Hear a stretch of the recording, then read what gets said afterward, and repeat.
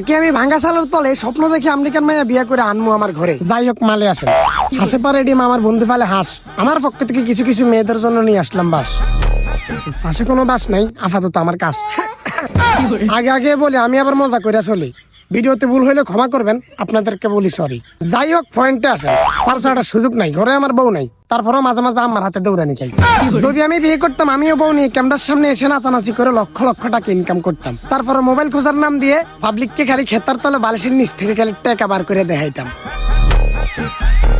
যাই হোক, আমি এখন ঘরে নাই, ঘরে ভিডিও বানাই নাই, ঘরের সাল ফুটা বাগানে এসে ভিডিও করতেছি। কারো পালসাটার সুযোগ নাই, মালে আসেন।